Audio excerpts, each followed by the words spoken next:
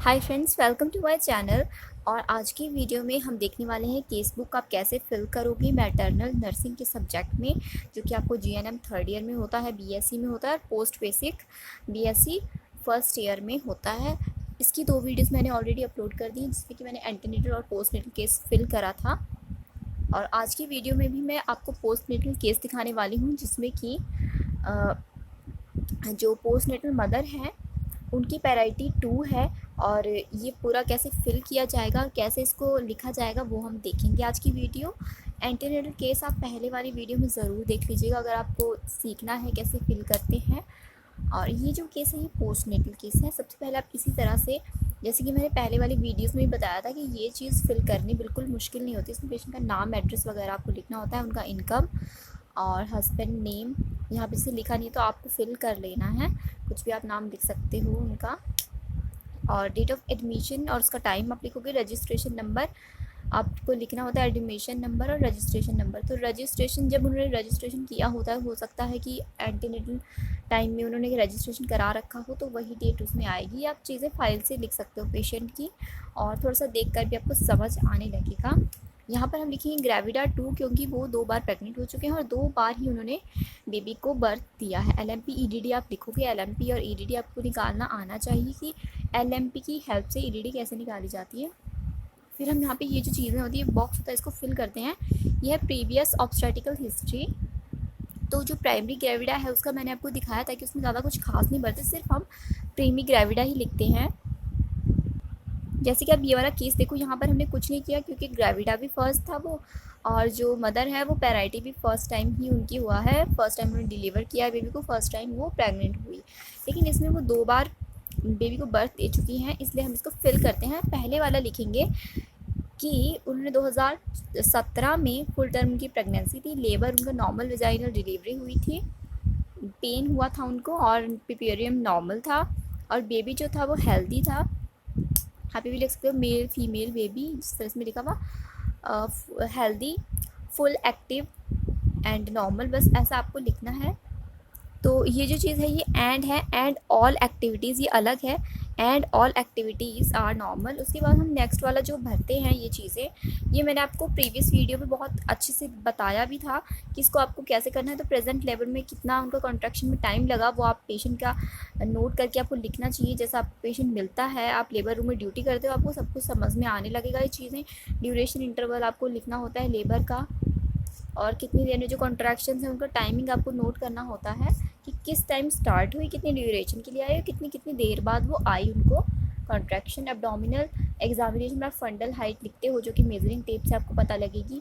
Presentation vertex cephalic जो होती है वही होती है, तो ये नॉर्मल होती है। सिफेलिक प्रेजेंटेशन जो होती है हमारी वर्टेक्स वाली, बाकी दूसरी प्रेजेंटेशन जो होती है वो ब्रीच भी होती है। पोजीशन लेफ्ट ऑट्रीब्यूटिव एंटीरियर है। लाई मतलब लाई तो लॉन्गिट्यूडनल ही होती है, 99% होती है लॉन्गिट्यूडनल, वरना ऑब्लिक और ट्रांसवर्स भी होती है।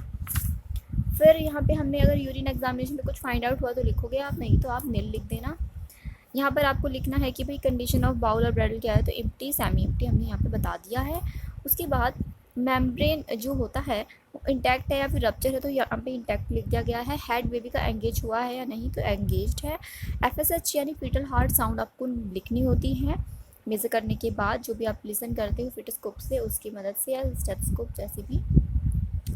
फिर जनरल एग्जामिनेशन यहाँ से, तो ये वाली चीज़ बिल्कुल इजी है। BP, temperature, pulse, respiration, weight, oedema.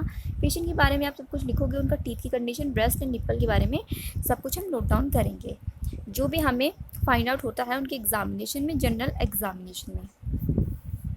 उसके बाद नेक्स्ट आपको ये चीज़ तो पता ही होगी कि जो लेबर होती है उसकी 3 स्टेजेस होती है। तो फर्स्ट स्टेज में हम क्या ऑब्जर्वेशन और नर्सिंग केयर प्रोवाइड करते हैं वो हम यहाँ पे लिखते हैं। जैसे कि mother is in spontaneous labour pain, ये हमें ऑब्जर्वेशन से पता चला। मदर एंड फीटस की मेम्ब्रेन रप्चर था, और फीटल हार्ट रेट आपको लिख लेना है। उसके बाद नर्सिंग केयर आपने क्या प्रोवाइड की, उसमें हमने बियर डाउन अफेक्ट के बारे में बताया, PV एग्जामिनेशन किया 2 फिंगर लूज के थ्रू, और एक्सटर्नल एग्जामिनेशन उनका कर दिया। उसके बाद सेकंड स्टेज में क्या हुआ वो भी आप लोग को लिखना होगा। फर्स्ट स्टेज के बाद क्या स्टेज आती है, सेकंड स्टेज, जिसमें कि बेबी का बर्थ होता है, तो यही सेकंड स्टेज होती है। और थर्ड स्टेज में प्लेसेंटा डिलीवर होता है। तो मेम्ब्रेन रप्चर का आपको टाइम लिख लेना है, वो नेचुरली आर्टिफिशियल कैसे रप्चर हुआ था वो हम लिखेंगे। साथ में जो भी बेबी का बर्थ हुआ है वो मेल है फीमेल है तो वो हम लिख लेते हैं, जैसे कि सेक्स मेल। और उसके बाद उनका वेट आपको लिखना है बच्चे का कितना था, कंडीशन बेबी की ऐसी थी वो अलाइव था, कई बार स्टिल बर्थ भी होता है तो यहाँ पे आप यस करोगे, वरना आप यस अलाइव में करे हो। एसफिक्सिएट के बारे में आप लिखोगे तो नो लिखा है इसमें। क्राई, कलर, मस्कुलर एक्टिविटी, ये सब बेबी के बारे में हमने लिखा है। उसके बाद हम लिखते हैं लेसरेशन कि कोई उनको लेसरेशन तो नहीं थी, ब्लीडिंग जैसे जैसे हो जाता है या फिर कुछ फ्लूइड बॉडी से निकलना। इमीडिएट केयर, उसके बाद बेबी की क्या करनी होती है उसमें हम पेशेंट के बारे में, पेशेंट की जो बेबी है, मदर का जो बच्चा है उसको डिलीवर करने के बाद क्या करेंगे, रैप करेंगे, कवर करेंगे, है ना, उसका एयरवे मेंटेन करेंगे, डॉक्यूमेंटेशन करेंगे बेबी कंडीशन की, नोट डाउन करते हैं ना, सब कुछ रिपोर्टिंग करते हैं, रिकॉर्ड करते हैं। फिर केयर करते हैं बेबी की आइज़ वगैरह, कॉर्ड क्लैम्प करते हैं, कट करते हैं और उनको इंजेक्शन देते हैं विटामिन के का, आइडेंटिफाई करते हैं बेबी को, मेल फीमेल बेबी को। तो ये सब कुछ इमीडिएट केयर होता है बेबी के बर्थ के बाद। प्लेसेंटा का टाइम आपको लिखना है कि किस टाइम प्लेसेंटा डिलीवर हुआ, वो भी टाइम आप नोट कर लोगे। साथ साथ ही थर्ड स्टेज में स्टार्ट हो जाती चीज़ें, और जो प्लेसेंटा था वो इमेच्योर था या फिर मेच्योर था ये भी हमें लिखना होता है। मैनुअली डिलीवर हुआ या फिर किसी इंस्ट्रूमेंट के थ्रू उसको डिलीवर किया गया प्लेसेंटा को, वो आप लिखोगे। तो ये सारी चीज़ें ही आसान थी। तो जब जैसे कि डिलीवरी होती है तो ब्लड लॉस बहुत ज़्यादा होता है, तो आपको वो अंदाजन ब्लड लॉस भी लिखना होता है कि कितना हुआ है। तो 500 तक हो जाता है कई बार, तो 400, 500, 450 इस तरह से आप लिख सकते हो। पीपीएच अगर प्रेजेंट था, मतलब कि 500 ml से भी ज़्यादा ब्लड लॉस हो गया, तो आप पीपीएच में यस लिखोगे। ये सब चीज़ हमने नोट कर ली। कोई कॉज, अगर पीपीएच का कॉज है तो वो भी आपको लिखना होता है इसमें। तो फ्रेंड्स, जो जो चीज़ें आपकी और मेरी केस बुक में मैच कर रही हैं वो आप उस तरह से फिल करना और समझने की कोशिश ज़्यादा करना। कॉपी करने के लिए आप इतना कॉपी करने पे ध्यान मत देना, आप समझने की कोशिश करो। कॉपी आप बाद में भी कर सकते हो, लेकिन आप समझो कि कैसे कैसे हम फिल करते हैं केस बुक को। Immediate post natal care of mother में हम वाइटल्स उनकी चेक करते हैं, उनकी वेजाइनल ब्लीडिंग को मेज़र करते हैं, जैसे कि पैड वगैरह चेंज करते हैं। तो आपको देखना है कि कितने पैड हमने बदल दिया, फिर वो गायनेकोलॉजिस्ट को भी आपको बताना होता है जब वो राउंड पे आते हैं कि मैम इतना इनको ब्लीडिंग हो चुका है। फिर क्लोजली ऑब्जर्व करते हैं पीपीएच के लिए 24 घंटे। वही बात हो गई जो मैंने आपको बताया कि 24 घंटे तक हमारी निगरानी में जब मरीज़ रहता है तो हमको देखना है कि कितनी उनको ब्लीडिंग हो चुकी है, कहीं पीपीएच तो नहीं हो रहा उनको। और ऑब्जर्वेशन करते रहना, उनको गाइनी वार्ड में शिफ्ट भी करवाना है और स्टीराइल पैड ही उनको हमेशा लगाना है। ये नहीं कि वो गंदे में पड़ा है पेशेंट, उनका कोई चेंजिंग नहीं हो रही है, ऐसा नहीं रखना है, क्लीन रखना है। एपिजियोट में जो वुंड होता है उसको भी क्लीन करना है एंटीसेप्टिक सॉल्यूशन से। ये सब हम लोग करेंगे। उसके बाद ये जो चार्ट होता है आपने देखा होगा, आपकी हॉस्पिटल ड्यूटी जब लगती है, ये टेम्परेचर चार्ट होता है एक तरह से। और यहाँ पर हम पेशेंट का देखते हैं कि सिम्फाइसिस के बारे में बताते हैं, पल्स, रेस्पिरेशन हम नोट करते हैं अपनी अपनी शिफ्ट की, जैसे कि morning evening, night morning evening, इस तरह से होती है ड्यूटीज़। तो 3-4 दिन जब भी आपने पेशेंट को देखा है, जितने भी दिन देखा है वो आपको अपना लिखना होता है। लोकिया जो रेड है वो ब्लीडिंग होती है, डिलीवरी के बाद उसे लोकिया कहा जाता है। यूरिन मोशन आप पेशेंट से पूछोगे कि हाँ भाई आपको यूरिन हुआ है, पॉलिस कैथेटर लगा है, तब तो आप बता दोगे, वहीं से आपको पता चल जाएगा, आप मेज़र भी कर पाओगे। तो ये पढ़ना बिल्कुल मुश्किल नहीं होता है। और यहाँ पर हाइट ऑफ यूट्रस के बारे में बताया जाता है, तो आपको इतना फिल कर लेना है। केस बुक हम दोनों की मैच कर रही है आपकी मेरी, तो आपको भरने में ईजी होगा। और अगर अलग केस बुक है तो भी कोई बात नहीं, तब भी आप भर पाओगे। बस आपको थोड़ा ध्यान में रखनी है, कुछ हेडिंग्स देख ले रहे हैं कि किस जगह पे क्या चीज़ आपको लिखनी चाहिए। उसके बाद मैनेजमेंट ऑफ प्रीपेरियम, यानी कि डिलीवरी हो गई है, अब जो ऑर्गन्स है पेशेंट के वो अपनी नॉर्मल स्थिति में जाते हैं और उस वक्त उस दौरान आप क्या केयर उनको प्रोवाइड करोगे, ये चीज़ आती है प्रिपेरियम के अंदर। तो इसमें नर्सिंग केयर के अंडर जो चीज़ें आएंगी उसमें वाइटल साइन वही चीज़ें हैं, ज़्यादा मुश्किल नहीं है।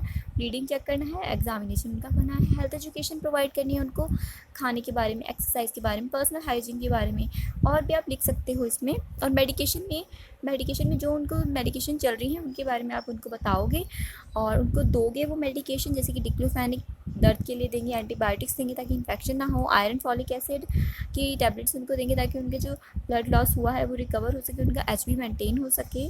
ये सब चीज़ें इसमें आप लिखनी चाहिए आपको। इसमें इसके बाद क्या है कि केयर ऑफ़ न्यूबॉर्न बेबी, तो बेबी का बर्थ तो हो चुका है लेकिन अब उसको केयर कैसे देना है उसके बारे में भी हम लोग लिखते हैं, कैसे कैसे आपने पेशेंट को, बच्चे को केयर दी वो आप लिखोगे इसमें। डेली बात, फीडिंग के बारे में, कॉर्ड केयर के बारे में, जैसे क्लीन करना होता है कॉर्ड को एंटीसेप्टिक सोल्यूशन से, और अगर कोई डिस्चार्ज है तो उसे भी नोट डाउन करना होता है। वेट आप बच्चे का लिखोगे। बाउल ब्लैडर कैसा है वो आपको लिखना है, 2 बाउल एम्प्टी, यानी कि जो बाउल ब्लैडर है वो पास कर रहा है मोशन, यूरिन भी उसको हो रहा है, ये इसका मतलब हुआ। डिस्चार्ज तो नहीं है कहीं भी बॉडी से, कहीं पर भी बॉडी से कोई डिस्चार्ज तो नहीं है, क्योंकि एक अबनॉर्मलिटी होती है। तो वो आप नोट डाउन करोगे। Date of time of discharge, यानी कि उनकी छुट्टी किस दिन हो गई थी, टाइम भी आपको लिख लेना है। मदर एंड बेबी की डिस्चार्ज कब हुआ था। कंडीशन ऑन डिस्चार्ज, यानी कि डिस्चार्ज जब उनका कराया तो बच्चा और माँ कैसे थे। Newborn baby healthy. On breast feeding weight इतना था उसका, पिंकिश कलर था। मदर एंड बेबी के बारे में थोड़ा सा यहाँ पे नोट डाउन कर लोगे, जैसे कि आप देख सकते हो। ब्रेस्ट लोकिया, यूट्रस विवेरियम के बारे में आप बताओगे। साथ में बेबी का वेट, फीडिंग और कॉर्ड के बारे में आपको लिखना है कि कोई इन्फेक्शन नहीं है, फीडिंग वो ले रहा है, वजन उसका 2.5 kg है। तो लोकिया रुब्रा प्रेजेंट है। मूव ऑन नॉर्मल कंडीशन, जो यूट्रस है वो अपना नॉर्मल स्थिति में जा रहा है, और उनका पेरिनियल जो एरिया है, पेरिनियम है, वो भी नॉर्मल है। तो ये हम इस तरह से पोस्टनेटल केसेस भरते हैं। 2 पोस्टनेटल केस मैंने आपको वीडियो में बता दिए हैं। ये भी पोस्टनेटल केस है, इसी तरह ये वाला भरते हैं, वो इसी तरह वो वाला भरते हैं। और आपको समझ आया तो थैंक यू। कुछ समझ में नहीं आ रहा है तो मुझे आप कमेंट कर दीजिए। Thank you.